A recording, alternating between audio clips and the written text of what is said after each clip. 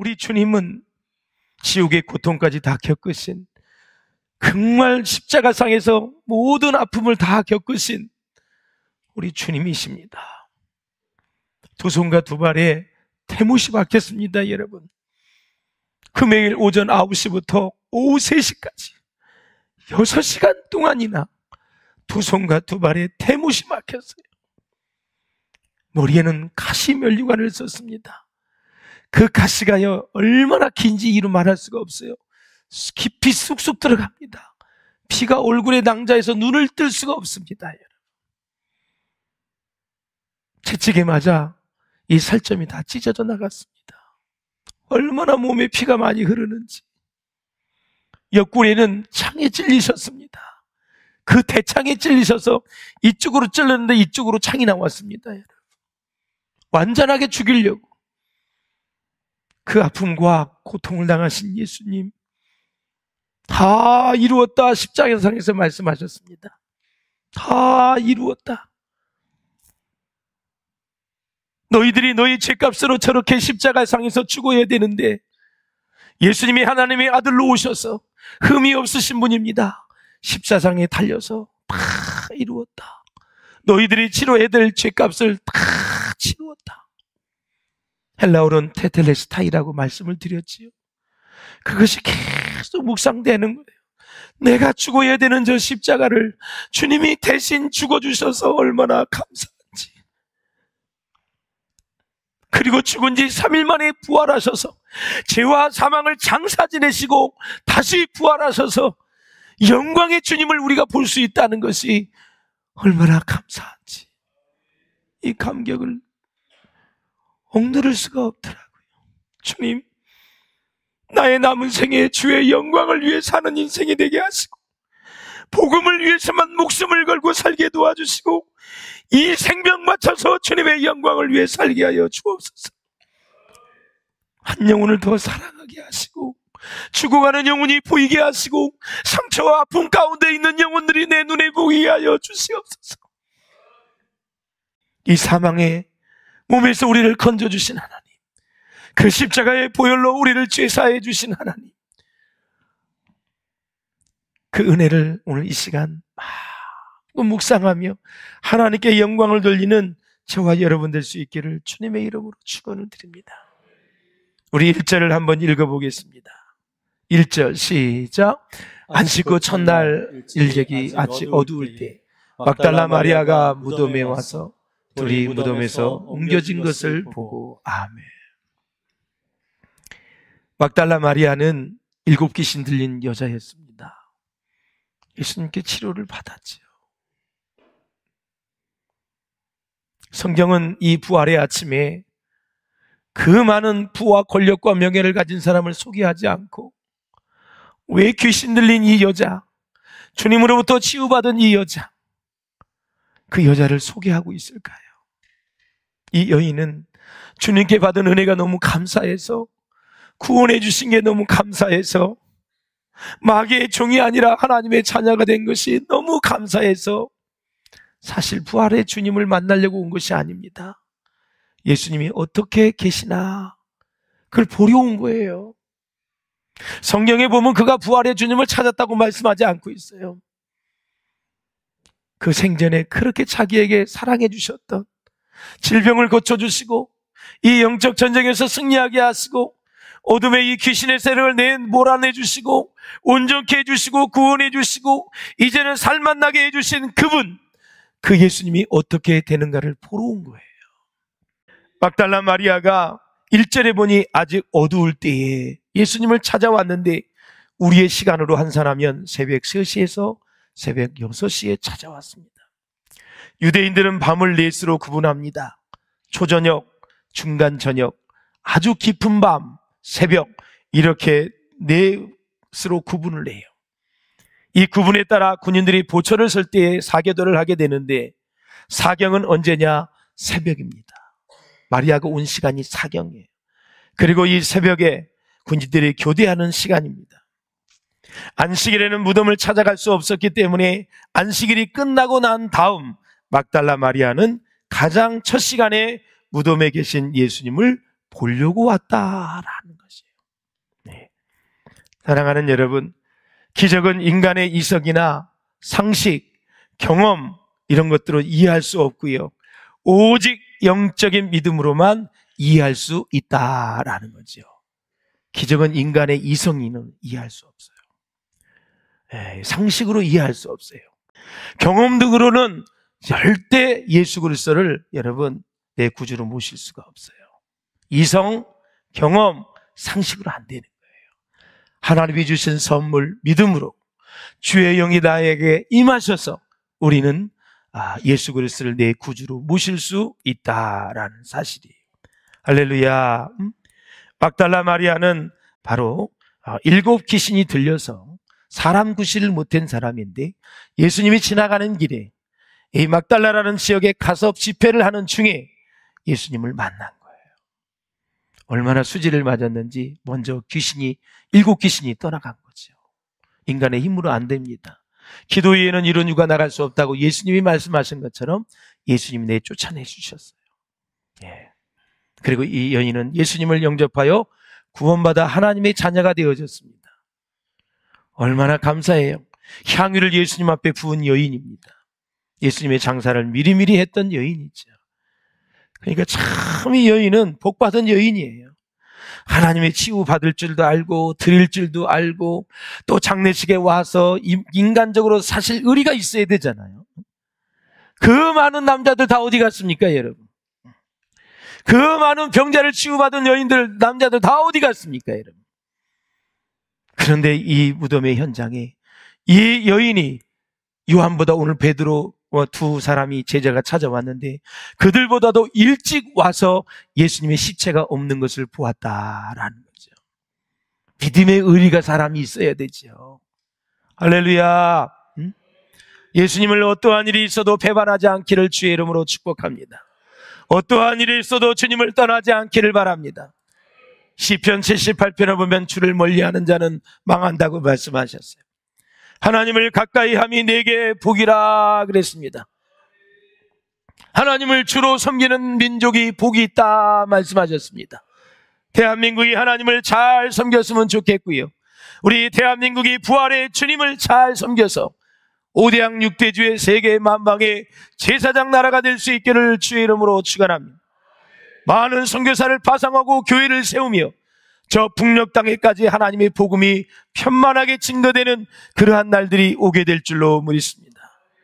푸르고 푸른 그리스도의 계절, 하나님의 능력이 충만한 그때, 하나님의 나라가 정말 이 땅에 도래하는 모습을 볼 수 있는 그때가 오게 될 줄로 믿습니다.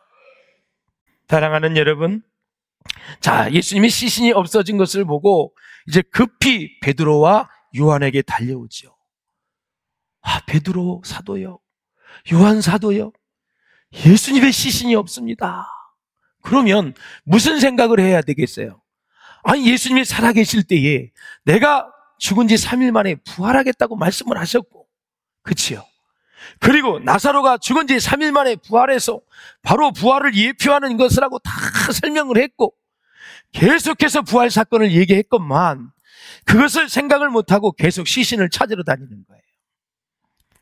이렇게 여러분, 이 믿음이 우리 가운데 있다는 것이 선물인 것을 우리가 알 수 있어요. 자, 요한복음 11장 25절에 보면 나는 부활이요 생명이니 나를 믿는 자는 죽어도 살겠고 무릇 살아서 나를 믿는 자는 영원히 죽지 아니하니라 그랬어요. 부활이요 생명입니다. 나를 믿는 자는 죽어도 산다. 지금 저희가 살아서 믿는 자는 영원히 죽지 않는다. 이 땅에서도 영생을 받았고 죽은 이후에 영과 육이 분리되어져서 우리의 영이 우리의 몸에서 빠져나와서 우리의 영이 주님의 품에 안기는 거예요. 이런 축복을 우리가 받았다라는 사실이에요. 예수에 안 믿는 사람은 죽는 순간 영이 나와서 지옥불로 떨어지는 거예요, 여러분. 그 고통을 영원히 당하는 거예요. 그래서 중요한 것은 사업도 중요하고 직장생활도 중요하고 자식 양육도 중요하고 모든 일이 중요하지만 날 위해 죽으신 예수 그리스도, 그분을 확실히 믿고 여러분 구원의 확신을 가지고 사는 것이 중요하다라는 사실이에요. 할렐루야. 네. 우리는 매주 주일에 예배하는 자리에 나올 때 주님을 만나러 옵니다. 오늘 이 시간 주님이 여러분을 만나 주실 줄로 믿습니다. 안식 후 첫날은 지금의 주일입니다. 주일을 지키는 것은 주님이 부활하신 날이기 때문에 지키는 것입니다. 일주일에 한 번씩 우리에게 주어지는 주일이야말로 하나님의 위대한 은총이자 선물인 것입니다. 주일이란 뭐냐? 바로 하나님 앞에서 흐트러진 내 삶, 생명의 질서를 추스리는 바로 은혜의 날이다라는 것입니다. 무질서한 내 삶의 혼돈, 그걸 헬라어로 카오스라 그럽니다. 하나님의 질서 속에서 코스모스라 그럽니다. 이 카오스가 코스모스 속으로 정말 아름답게 세워지는 날이 바로 주일이다. 마음이 혼돈하고 생각이 막 복잡하고 진짜 입에서 단내가 날 정도로 힘들고 고통스럽고 이런 날들이 카오스가 있지만 하나님의 은혜를 받고 다시 우리의 영과 믿음과 예배가 회복되어지는 가운데 우리의 모든 영적인 질서가 코스모스 다시 질서를 가지고 재정립되고 회복되는 날이 바로 주일이다라는 것입니다. 여러분, 여러분에게 잠문 이루는 많은 일들이 있을 거예요. 여러분을 힘들게 하는, 정말 여러분의 잠을 빼앗아가는 어려운 일들이 많이 있을 것이요. 염려하지 마십시오. 하나님이 여러분과 함께 하실 줄로 믿습니다. 문제 해결해 주실 줄로 믿습니다. 주님께 맡기세요. 모든 염려를 주님께 맡기세요. 주께서 우리를 신방해 주신다 그랬어요. 주님께서 함께 하시면 어려운 일들도 쉽게 해결될 줄로 믿습니다, 여러분. 그러므로 아드함이라는 사람이 이스라엘의 수필가요 철학자인데 이런 유명한 말을 했어요. 한번 읽어보세요. 시작. 이스라엘이 안식일을 지켜왔다기보다는 안식일이 이스라엘을 지켜왔다. 네. 누누이 말씀을 드렸어요. 이스라엘이 안식일을 지킨 게 아니에요. 안식일 제도가 이스라엘을 지킨 거예요. 그들이 여러분 2600년 동안 나라가 없었어요. 그런데 어떻게 여러분 이 나라가 다시 회복이 되었느냐? 안식일 주일 때문에 되는 거예요. 주일은 뭐이라 그랬어요, 여러분. 만약에 이 주일이 없다면 여러분 여기 나오겠어요? 안 나옵니다, 여러분. 제도권 안에 있는 것을, 주님의 영적인 제도권 안에 있는 것을 감사할 수 있기를 주의 이름으로 축원합니다. 여러분을 삶을 얽매이기 위해서, 여러분을 귀찮게 하기 위해서 주일을 만든 것이 아니라 주일은 주님의 날입니다. 주님의 날, 내 날이 아니라. 그래서 주일을 지킨다는 것은 주님을 생각하며 주님께 집중하고 말씀에 집중하고 주신 말씀을 따라 또 한 주간 동안도 그 힘으로 살아가는 것입니다. 그러므로 이 주일은 주님의 날이기 때문에 여러분 평생을 다가도록 주일을 잘 지킬 수 있기를 주님의 이름으로 축원을 드립니다. 할렐루야. 그래서 분주함을 핑계 삼아 그 어떤 경우에도 주일을 휴일되게 만드는 어리석음을 범치 않으시기를 바랍니다. 주일은 휴일이 아니에요. 휴자는 쉴 후자예요. 쉬는 날이에요. 주일은 주님의 날이에요. 주님의 날을 휴일로 만들면 안 되는 거예요. 그러면 주님의 날, 주일은 무엇을 하는 날이냐? 하나님을 경배하는 거예요. 봉사하고 헌신하는 날이에요. 생명을 누리는 날이에요. 찬양하고 기도하고 말씀을 받고 예물을 드리면서 하나님을 마음껏 경배하고 예배하는 날이에요. 그러면 하나님이 영적인 능력을 부어주셔서 마귀도 떠나가게 하시고 귀신도 떠나가게 하시고 문제도 해결해 주시고 염려, 걱정, 근심했던 것들이 다 해결되어지는 복된 날이 바로 이 날입니다. 할렐루야. 그래서 기쁘고 즐거운 날이에요. 그래서 교회 오는 날 이 얼굴 표정은 아주 기뻐야 돼요. 예. 아주 감사하는 마음으로 이 자리에 와서 주님을 경배해야 될 줄로 믿습니다. 왜? 모든 인생의 문제를 하나님이 다 해결해 주시기 때문에. 이미 다 해결받은 거예요. 예. 이게 믿음의 원리이기 때문에 여러분 내 힘으로 살지 말고 하나님이 주신 지혜와 능력으로 살아낼 수 있기를 주의 이름으로 축원을 드립니다. 자, 4절 6절을 한번 읽어보겠습니다. 시작. 둘이 같이 다름질을 하더니 그 다른 제자가 베드로보다 더 빨리 달려가서 먼저 무덤에 이르러 구부려 세마포 놓인 것을 보았으나 들어가지는 아니하였더니 시몬 베드로는 따라와서 무덤에 들어가 보니 세마포가 놓였고. 아멘. 이 베드로와 요한이 지금 막 달려왔거든요. 그런데 두 사람이 달라요. 이 사도 요한은 엄청 달리기를 빨리 달려가지고 세밀하게 봐요. 주위부터 살핍니다. 섣불리 행동하지 않아요. 자세히 살피는 관찰력에 뛰어난 섬세한 사람이 사도 요한입니다. 그런데 뒤늦게 도착한 베드로예요. 달리기를 잘 못하나 봐. 이 베드로는 앞뒤 가리지 않고 무덤 안으로 들어갔어요. 요한은 못 들어갑니다. 무서운지 하여튼 이렇게 살피기만 하는 거예요. 이렇게. 그런데 베드로는 앞뒤 보지도 않고 묻지도 않고 그냥 직진 들어가서 예수님이 시신에 놓여있던 곳을 보고 있는 거예요. 예. 아주 다혈질적인 성품을 그대로 보여주고 있는 거예요. 그런데 왜 이렇게 성질 급한 베드로를 수석 제자로 삼으셨을까? 예, 하나님의 주관인 줄로 믿습니다. 그러니 사랑하는 여러분, 교회는 다양한 은사를 가진 사람들이 모이는 곳입니다. 다양한 유형의 사람들이 모이지만 모든 사람이 주님의 사역에 나름대로 필요한 존재다라는 사실입니다. 그래서 나와 다르다고 해서 정죄하면 안 된다. 차를 탈 때도 늦게 타는 사람이 있고 빨리 타는 사람이 있습니다. 또 기다릴 때도 미리 나와 있는 사람이 있고 한참 기다렸다 나오는 사람이 있습니다. 다 달라요. 식당에도 줄을 잘 쓰는 사람이 있고 새치기 하는 사람이 있습니다. 새치기 하는 사람이 있으면 저 사람 조금 이따 설사할 모양이구나, 그래서 빨리 먹는구나 생각하시고 양보를 해주셔야 돼. 그거 생각하면 진짜 양보해줘요. 조금 이따 설사할 사람이야 이렇게 생각하고 양보해주면 문제가 없어요. 왜? 급하니까 빨리 먹고 가야 될 거 아니야. 먹기는 먹어야 되겠고. 그래서 그런 마음을 가지고 다양한 사람이니까 이 부활절 아침에 한 사람도 여러분의 마음과 눈에 걸리는 사람이 없기를 주님의 이름으로 축복을 합니다. 여러분, 약 50년 전에 프랑스의 한 잡지사가 세계의 저명인사 100명에게 지구의 파멸이 시작되었을 때 가장 먼저 반출해야 될 지구상의 보물이 무엇이냐 설문조사를 했는데 1위를 차지한 것이 무엇일까요?